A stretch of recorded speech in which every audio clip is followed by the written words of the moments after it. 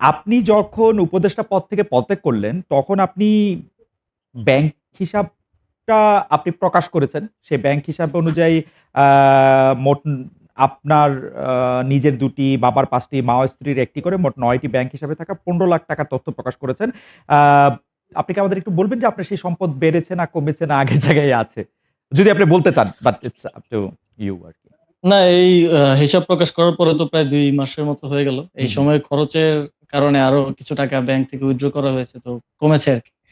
ওকে। আ সা আবির ভাই আপনি একটু দেখবেন যে সাউন্ডের জন্য একটু দর্শকরা বলতেছেন যে সাউন্ডটা একটু ঠিক করা যাবে কিনা? যাই হোক আমরা চেষ্টা করছি যে যাতে আমাদেরকে একটু আমি একটু জোরে কথা বলি সেজন্য একটু চেষ্টা করি। আ জনাব আসিফ মাহমুদ সজীব ভাই গতকাল সংসদে নিজের এলাকার মহাসড়ক বড় করার দাবিতে সংসদে সোচ্চার হয়েছিলেন এনসিপির এমপি হাসনাত আব্দুল্লাহ। তিনি বলেছেন কাজ না হওয়ায় এলাকায় তিনি মুখ দেখাতে পারেন না। এই বিষয়ে গতকালই সাবেক উপদেষ্টা মাহফুজ আলম অভিযোগ করে ফেসবুকে পোস্ট দিয়েছেন। আপনার আরেকজন সহকর্মী, সহযোদ্ধা যদি আমরা এরকম বলি। তিনি সেখানে লিখেছেন কোট আজকে হাসনাতের সংসদে আকুতি দেখে মনে পড়ল যে রামগঞ্জ লক্ষ্মীপুর উন্নয়নের জন্য ৪-৫ জন উপদেষ্টার কাছে গিয়েও কোনো হেল্প পাইনি। তাদের সাথে কয়েকবার দেখা করেছি, ডিও লেটার দিয়েছি। সেসব লেখার সময় এখনো আসেনি। এতটুকু বলতে পারি যে একটি রাজনৈতিক দলের চাপে সিদ্ধান্তে উনারা আমার এলাকায় আমাকে কোনো সহযোগিতা করেননি। হাসনাত বলছেন এলাকায় মুখ দেখাতে পারবেন না। আর আমার মুখটা ঢেকে দিয়েছিলেন আমার সহকর্মীগণ। খোদা তাদের মঙ্গল করুন। জনাব আসিফ মাহমুদ সজীব ভাই আপনি বরাবরই মানে বিভিন্ন বিষয়ে প্রশ্ন করা হলে সত্য কথা বলার জন্য আপনি বিখ্যাত বা খ্যাতিমান। আপনি কি একটু বলবেন ওই ৪-৫ উপদেষ্টা আসলে কে? আবার কোন দলের চাপে আসলে মাহফুজ আলমের এলাকায় এটি দেয়া হয়নি? মানে আপনি একটু আমাদেরকে একটু লাইট দিবেন কিনা এই ব্যাপারে? না, এখানে আসলে হাসনাত ভাই যেই রাস্তাটার কথা বলেছেন, হু, হু। সেই রাস্তাটার জন্য আমি নিজেও ডিও লেটার পাঠিয়েছিলাম। সেটা হচ্ছে আমাদের চট্টগ্রাম থেকে সিলেট যেই রোডটা, হুম। খুবই ন্যারো একটা রোড এবং এটা দিয়ে ট্রাক, বাস সমানে চলাচল করে এবং ২ বছর পর পরই রাস্তা নষ্ট হয়ে যায়। তো এটা ওয়াইডেন করার জন্য আমি নিজে ডিও লেটার দিয়েছিলাম, কিন্তু আনফরচুনেটলি আমলাতান্ত্রিক জটিলতা বলি বা হচ্ছে এটা হতে পারে একেকজন একেকভাবে রিড করতে পারে। এটা হতে পারে যে যেই উপদেষ্টা দায়িত্বে ছিলেন তারও হয়তো আ আ ইয়া ছিল না।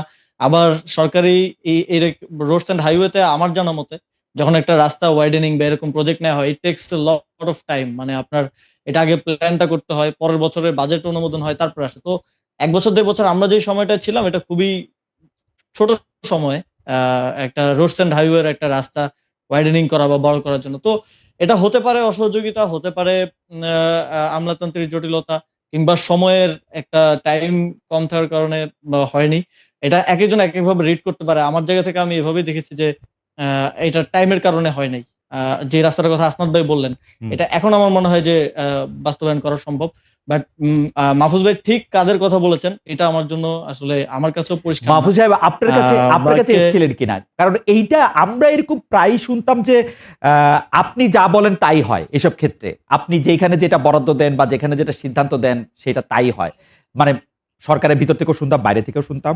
মাহফুজ সাহেব আপনার কাছে এসেছিলেন কিনা? মানে উম হুম। এই না, ব্যাপারটা আসলে জানার। এটা তো কাজের পরিধি আছে। যেমন হাসনাত ভাই যে রাস্তাটার কথা বলেছেন সেটা হুম, রোডস অ্যান্ড হাইওয়ে মিনিস্ট্রির আন্ডারে। ওকে। তো সেটা কোনোভাবেই উপায় নাই যে আমি স্থানীয় সরকার উপদেষ্টাকে বললে সেটা সমাধান হবে। হুম, আবার আমার অধীনে যেটা ছিল সেটা হচ্ছে লোকাল রোডস, হুম, ব্রিজ, কালভার্ট। তো সেগুলোর বিষয়ে এবং মসজিদ, স্কুল, কলেজের বরাদ্দের বিষয়ে এগুলো যখন মাহফুজ ভাই আমাকে পাঠিয়েছেন আমি সাথে, সাথে সেটা কিছু জিনিস ছোটখাটো বিষয় এগুলা করে দেওয়ার চেষ্টা করেছি যেটা হুম। আমার অথরিটির মধ্যে মধ্যে ছিল।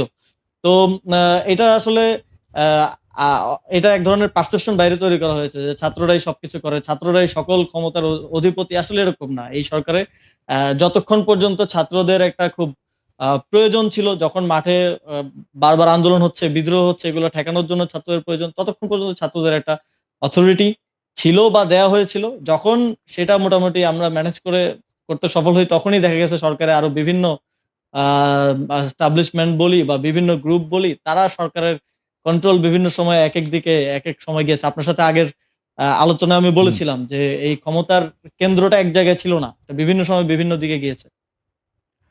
না, এটা আপনি আগে বলেছেন এবং আমি আপনার কথা অনেকগুলি জায়গায় কোট করেছি। আমার স্পষ্ট মনে আছে যে আপনার বিরুদ্ধে যখন অভিযোগ করা হলো যে আপনি উত্তর ঢাকার প্রশাসককে আপনি এককভাবে নিয়োগ দিয়েছেন। আপনি আমার অনুষ্ঠানে এসে স্পষ্ট বলেছিলেন কিন্তু যে এটা উপদেষ্টা পরিষদের সম্মিলিত সিদ্ধান্ত।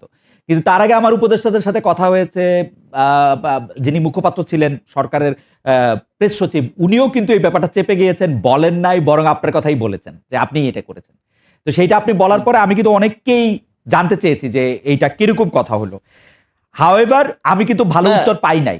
যে মানে এটার পরিষ্কার উত্তর পাই নাই। আপনি কি এই সম্পর্কে কিছু না বলবেন যে বেশিরভাগ সিদ্ধান্তের এটা ক্ষেত্রে বলা হয়তো যেটা আসিফ মাহমুদ সজীব ভাইয়া করছেন?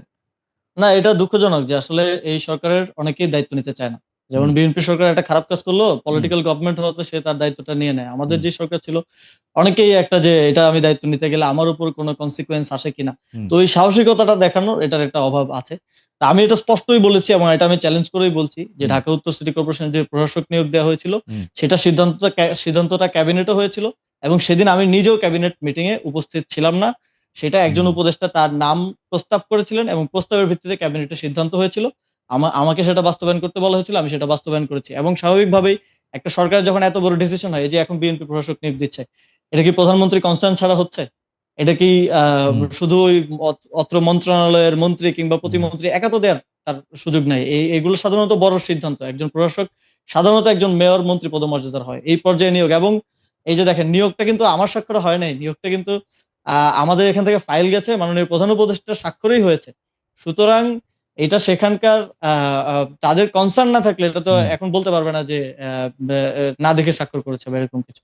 কিন্তু একটা ব্যাপার আছে যে কেউ দায় নিতে চায় না বা এই ধরনের একটা না, ব্যাপার আছে এটা তো এবং দায়ের প্রশ্ন না। যেখানে সব জায়গায় লেখালেখি হচ্ছে যে আপনি যেহেতু ওই মন্ত্রণালয়ের উপদেষ্টা আপনার উপর যখন চাপানো হচ্ছে, এটা তো দায় নেয়ার প্রশ্ন না। এটা তো ক্যাবিনেট বলবে যে আমরা সবাই মিলে এটা করছি বা ডক্টর ইউনূস বলবেন। মানে হ্যাঁ, এইটা খুবই এটা আমার আমাদের কাছে খুবই সিদ্ধান্তে বাজে হয়েছে। হ্যাঁ। উদাহরণ মনে হয়েছে। মানে এটা আমি আপনার কাছে কিন্তু ১ম শুনেছি। আমার অনুষ্ঠানে এসে যখন আপনি বলেছেন, আমি তো এটা ১ম শুনেছি এবং আমি আশ্চর্য হয়েছি। আমি এটা ভেরিফাই করার জন্য আরো ৪-৫ জনকে জানতে না, চেয়েছি এটা এবং খুব দুঃখজনক। দেখেন আমার প্রসেসটা যদি আমি বলি, ফাইলটা স্থানীয় সরকার মন্ত্রণালয়ে প্রসেস হয়েছে। হুম, কিন্তু সেটা পাঠানো হয়েছিল চূড়ান্ত অনুমোদনের জন্য প্রধান হুম, উপদেষ্টার দপ্তরে। হুম, এবং সেখান থেকে অনুমোদিত হওয়ার পরে কিন্তু নিয়োগটা হয়েছে। হুম, নিয়োগটা এমন না যে আমার এখান থেকে অনুমোদন দিয়ে নিয়োগটা হয়ে গেছে। তো হুম। সেখানে অবশ্যই সিদ্ধান্ত ছিল। সিদ্ধান্ত ছাড়া তো সেখান থেকে নিয়োগটা হওয়ার কথা না। আমরা আন্দোলন করেছি, সংগ্রাম করেছি। ৭১ সাল থেকে ২৪ পর্যন্ত আমাদের দেশের বহু মানুষ বিভিন্ন সময় শহীদ হয়েছেন, আত্মহতি দিয়েছেন। বহু মানুষ নির্যাতিত হয়েছেন। বহু মানুষ পঙ্গুত্ব বরণ করেছেন দল মত নির্বিশেষে। শুধু রাজনৈতিক দল না, রাজনৈতিক দলের বাইরে। আজকে যাদের স্মরণে আমরা ডিজিটাল স্তম্ভ করছি এর মধ্যে বহু শহীদ আছেন। বহু মানুষ আছেন, বহু সদস্য আছেন যারা গুরুতর অসুস্থ হয়ে এখনো ঢাকাসহ বিভিন্ন হাসপাতালে চিকিৎসাধীন আছেন। এদের মধ্যে বহু মানুষ আছেন যারা কোনো রাজনৈতিক দলের সদস্য নয়। শুধুমাত্র তারা এই দেশকে ভালোবেসেই সেদিন স্বৈরাচারের বিরুদ্ধে রাজপথে নেমে এসেছিলেন। বহু মায়েরা আছেন যারা দেশকে স্বৈরাচারের কবল থেকে মুক্ত করার জন্য সেই জুলাই আগস্ট মাসে রাজপথে নেমে এসেছিলেন। বহু রিক্সা চালক, বহু সিএনজি চালক সহ সমাজের বিভিন্ন শ্রেণী পেশার মানুষ সেদিন বেরিয়ে এসেছিলেন রাজপথে। দেশকে মুক্ত করেছিলেন স্বৈরাচারের কবল থেকে। আজ দেশ মুক্ত হয়েছে অত্যাচারের হাত থেকে, স্বৈরাচারের হাত থেকে। এখন এখন কি? পরবর্তী কাজ হচ্ছে দেশকে গড়া। প্রিয় সহকর্মীবৃন্দ, আপনারা বগুড়া জেলার অধিবাসী। বগুড়া জেলার অধিবাসী হিসাবে আপনাদের এই জেলার একজন সন্তান আছে। কে সে? মরহুম শহীদ রাষ্ট্রপতি জিয়াউর রহমান। উনি আপনাদের এই এলাকার সন্তান। আপনারা নিশ্চয়ই আমরা সকলে গর্ববোধ করি যে ৭৫ এর পরে দেশ যখন ৭৫ দেশ স্বাধীনের পর থেকে যখন দেশ সবাই আশা করেছিল দেশটি সামনে এগিয়ে যাবে। কিন্তু তার পরিবর্তে সম্পূর্ণ ভিন্ন চিত্র দেখেছে। পরবর্তীতে যখন শহীদ রাষ্ট্রপতি জিয়াউর রহমানের হাতে দেশ পরিচালনার দায়িত্ব পড়ে, এখানে বেশ কয়েকজন সিনিয়র নেতৃবৃন্দ আছেন। খুব সম্ভব আমাদের মাহবুবুর রহমান সাহেব শহীদ জিয়ার সাথে কাজ করেছেন, আমাদের মেয়র সাহেব সহ আরো কিছু আছেন। বগুড়ার বিভিন্ন জেলা উপজেলায় বিভিন্ন উপজেলা পৌরসভায় ছড়িয়েছে এরকম অনেক নেতা আছেন আমাদের যারা এখনো বেঁচে আছে, শহীদ জিয়ার সাথে কাজ করেছেন। সেই সময় আমরা দেখেছি কিভাবে শহীদ জিয়া ধ্বংসের কিনারায় চলে গিয়েছিল দেশ। বটমলেস বাস্কেট ছিল, সেই বটমলেস বাস্কেট থেকে শহীদ জিয়া বাংলাদেশকে একটি খাদ্য রফতানির দেশে পরিণত করেছিলেন। আমরা দেখেছি কিভাবে শহীদ জিয়া, এই যে আমরা এখন গর্ব করি গার্মেন্ট শিল্প নিয়ে, এটি শহীদ জিয়া শুরু করেছিলেন। এই যে আমরা গর্ব করি এখন আমাদের বিভিন্ন মানুষ প্রায় ১.৫ কোটির মতন মানুষ বিদেশে কর্মসংস্থান করছে, প্রবাসীরা। তারা দেশে রেমিটেন্স পাঠাচ্ছে। সেই রেমিটেন্স দিয়ে আমরা চেষ্টা করছি দেশে মিল, কলকারখানা গড়ে তুলতে। এই কাজটাও শুরু করেছিলেন শহীদ রাষ্ট্রপতি জিয়াউর রহমান। প্রিয় সহকর্মীবৃন্দ, বাংলাদেশে প্রায় ২০ কোটি মানুষ। এই ২০ কোটি মানুষের জন্য ধীরে, ধীরে আমাদেরকে চিকিৎসা ব্যবস্থা গড়ে তুলতে হবে। এই ২০ কোটি মানুষের মধ্যে আমাদের ভবিষ্যৎ প্রজন্ম যারা আছে তাদের সুন্দর শিক্ষা ব্যবস্থা গড়ে তুলতে হবে। এই সুন্দর শিক্ষা ব্যবস্থা গড়ে তোলার জন্য যে সকল শিক্ষক আছেন তাদেরকে আমাদের প্রপার ট্রেনিং এর ব্যবস্থা করতে হবে। এই ২০ কোটি মানুষের মধ্যে যারা তরুণ সমাজের সদস্য তাদের কর্মসংস্থানের ব্যবস্থা করতে হবে। এই ২০ কোটি মানুষের মধ্যে অর্ধেক হচ্ছে আমাদের নারী। তাদের পিছিয়ে থাকলে চলবে না। তারা কিভাবে ধীরে, ধীরে শিক্ষিত এবং শিক্ষার আলোর মধ্যে প্রবেশ করতে পারেন এবং একই সাথে তারা কিভাবে অর্থনৈতিক মজবুত ভিত্তির উপরে নিজেদেরকে দাঁড় করাতে পারেন, তার জন্য আমাদেরকে কাজ করতে হবে প্রিয় সহকর্মীবৃন্দ। যেই কথাটি বলছিলাম, শহীদ রাষ্ট্রপতি জিয়াউর রহমান ধ্বংসের কিনারা থেকে এই দেশকে বের করে নিয়ে এসেছেন। আপনারা তারই সৈনিক আজকে। দেশনেত্রী খালেদা জিয়া ৯১ সালে যখন সরকার গঠন করেছিলেন তখনও স্বৈরাচারের কবল থেকে দেশকে রক্ষা করে ধীরে, ধীরে ধ্বংসের কিনারা থেকে উন্নয়নের পথে দেশকে নেওয়া হয়েছিল। প্রিয় সহকর্মীবৃন্দ, আপনারা এই ২ মহান নেতার সৈনিক আপনারা। আজ আপনারা আপনাদের হাতে বা আপনাদের সামনে ইনশাআল্লাহ সেই সুযোগ এসে হাজির হয়েছে। আবার আমাদের দেশটাকে ধ্বংসের কিনারা থেকে গড়ে তুলতে হবে। আমাদেরকে কঠোর পরিশ্রম করতে হবে। সামনের দিনগুলো আমাদের খুব ভালো দিন নয় কিন্তু। দেশের অর্থনৈতিক অবস্থা ভেঙে পড়েছে। দেশের বিভিন্ন জায়গায় বিভিন্ন রকম অরাজকতা শুরু হয়েছে বা কেউ, কেউ করার চেষ্টা করছে। কাজেই এইগুলো সম্পর্কে আমাদেরকে সজাগ থাকতে হবে। দেশের কর্মসংস্থান, দেশের লক্ষ, লক্ষ মানুষ বেকার হয়ে যাচ্ছে। এই বেকারদের কর্মসংস্থানের উপায় আমাদেরকে বের করতে হবে।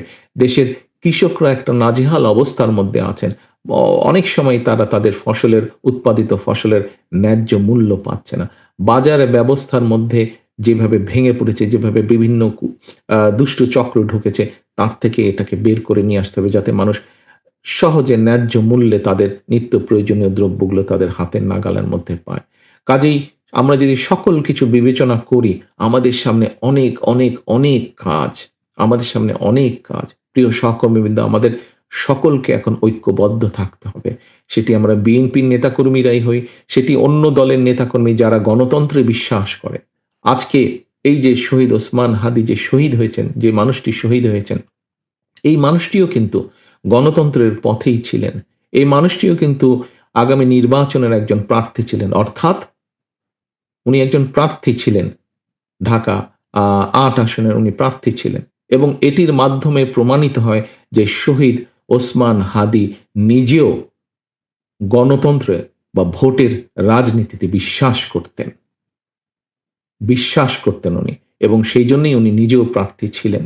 কাজেই আজকে শহীদ ওসমান হাদির প্রতি যদি সম্মান রাখতে হয় আমাদেরকে, আজকে আমাদের জুলাই শহীদদের প্রতি যদি সম্মান রাখতে হয়, জুলাইয়ের যোদ্ধাদের প্রতি যদি সম্মান রাখতে হয়, আজকে আমাদের ৭১-এর শহীদদের প্রতি যদি সম্মান রাখতে হয়, ৭১-এর মুক্তিযোদ্ধাদের প্রতি যদি সম্মান রাখতে হয়, তাহলে আমাদের একটাই লক্ষ্য হতে হবে এখন, দেশের মানুষের জন্য যেভাবে হোক শান্তি প্রতিষ্ঠা করা এবং দেশের জন্য কাজ করা, দেশকে সামনে নিয়ে যাওয়া। প্রিয় সহকর্মীবৃন্দ, আসেন, লক্ষ্য উদ্দেশ্য সামনের দিনে একটাই, করব কাজ, গড়ব দেশ, সবার আগে বাংলাদেশ।